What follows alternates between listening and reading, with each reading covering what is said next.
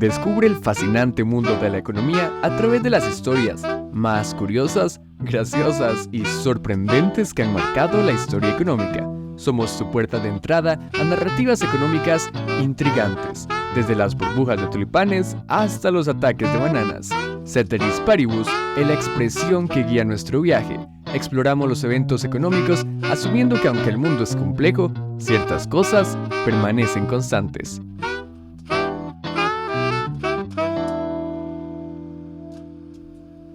Buenos días, buenas tardes, buenas noches. Mi nombre es Isaac Joel y bienvenidos a este primer episodio de Economía con Ceteris Paribus.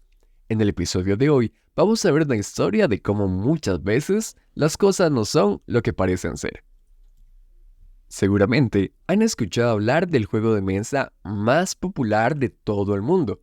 Estamos hablando nada más y nada menos que del Monopoly.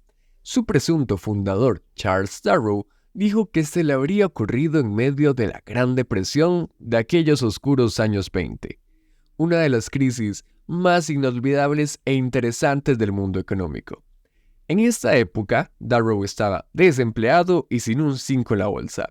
Pero todo esto cambiaría cuando desarrolló Monopoly, idea que, según él, se le ocurrió mediante un sueño, convirtiéndolo así en el juego más popular y salvando a la compañía Parker Brothers de una bancarrota segura. Sin embargo, como dijimos en un principio, muchas veces las cosas no son lo que parecen ser. Y este juego en realidad se le debe de atribuir a Elizabeth Magie Phillips, quien fue una inventora, poeta, actriz y activista por los derechos que en 1902 creó un juego llamado The Landlord's Game, que es traducido como el juego del terrateniente. El juego del terrateniente consistía en un juego antisistema.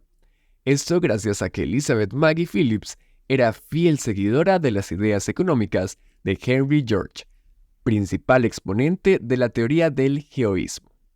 El geoísmo es una teoría económica y social que tiene sus raíces en el siglo XIX. La propuesta central de esta teoría económica es que la tierra y sus recursos naturales son bienes comunes y deben pertenecer a toda la comunidad en lugar de ser propiedad privada. Henry George argumentaba que la tierra es un recurso fijo y que su valor proviene de factores naturales y del crecimiento como sociedad en lugar de la actividad individual del propietario. Magie lanzó su juego en 1902 queriendo concientizar a la gente sobre estas ideas en una época donde los monopolios estaban haciendo atrocidades en Estados Unidos, ya sea con monopolios petroleros, ferrocarrileros o monopolios de minerales. Magie, para promocionar su juego, resultó ser también una experta en el mercadeo. Sacó un anuncio en el periódico ofreciéndose como joven esclava estadounidense, logrando así un gran revuelo, provocando que su anuncio se popularizara y, finalmente, diciendo a los lectores que las mujeres en la sociedad no somos máquinas. Las chicas tienen mentes, deseos, esperanzas y ambiciones.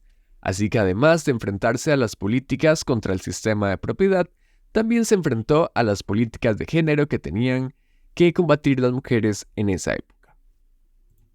El juego del terrateniente buscaba diversión de forma educativa. Se podía jugar mediante dos reglamentos distintos.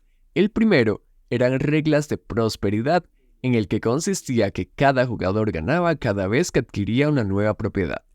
Esta modalidad de juego traía a la mesa la política de Henry George, buscando así incentivar en la gente el valor de la tierra. El juego era ganado por todos cuando el jugador que había empezado con menos dinero lograba duplicarlo, necesitando así que los jugadores cooperaran entre sí para poder ser ganador o ganadora de este juego. La segunda modalidad consistía en las reglas monopolistas. En este caso, los jugadores se adelantaban adquiriendo propiedades y cobrando renta a los desafortunados, y el ganador era aquel que lograba arruinar al resto de jugadores.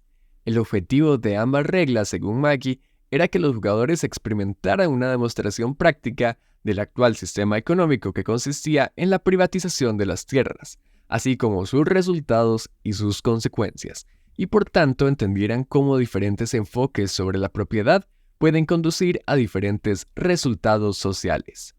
El juego del terrateniente llegó a poseer una gran fama en el sector este de los Estados Unidos, especialmente entre sectores intelectuales progresistas de universidades como Harvard o Columbia.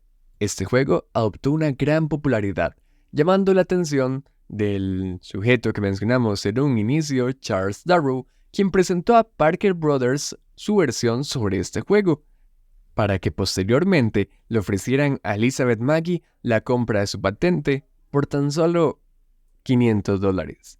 En ese momento habían tantas versiones no oficiales del juego que Elizabeth Magie dio por aceptar. En un inicio se mostró emocionada al saber que su juego se iba a popularizar aún más. Sin embargo, no pasó mucho tiempo hasta que se dio cuenta que en realidad la razón por la que le compraron la patente fue para protegerse legalmente de procesos posteriores. La versión oficial que presentó la compañía, junto con Darrow, simplemente disfrazó el original, diluyendo las reglas y cambiando la esencia educativa del juego. Años más tarde, Magie llegó a protestar por el robo, sin embargo, no hubo mucho que hacer, y su nombre se mantuvo en las penumbras, muriendo viuda, sin hijos, y siendo recordada por sus conocidos como una persona que solía hablar de sus incursiones en los juegos de mesa.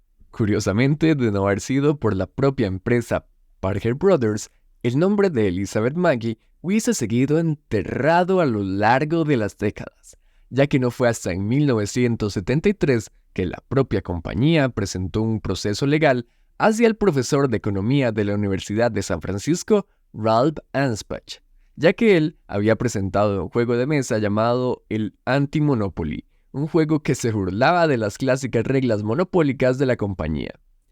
En su defensa, llegó a preguntarse por la idea original del juego, con la historia desde sus comienzos, descubriendo así el archivo vacío de Charles Darrow de la Oficina de Derechos de Autor, consiguiendo testimonios de personas que estuvieron involucradas desde sus inicios, incluyendo quienes Magie les había enseñado el juego y logrando argumentar que el juego era parte del dominio público y que las patentes comerciales y los derechos de autor de Monopoly deberían ser anuladas.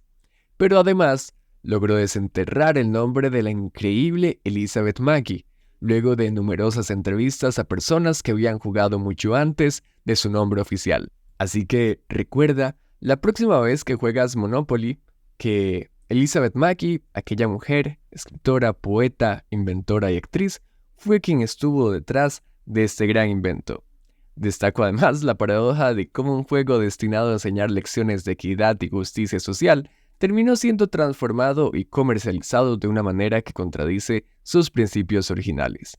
Este giro irónico ofrece una valiosa lección sobre cómo las ideas pueden ser reinterpretadas y manipuladas a lo largo del tiempo, pero también destaca la importancia de preservar y reconocer la verdadera historia detrás de las creaciones y las contribuciones.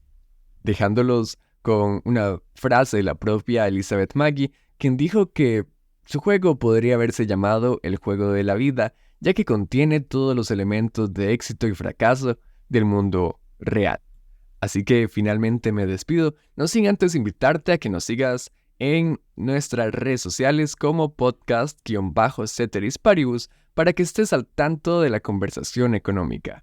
Recuerda lavarte los dientes y nos escuchamos el próximo lunes.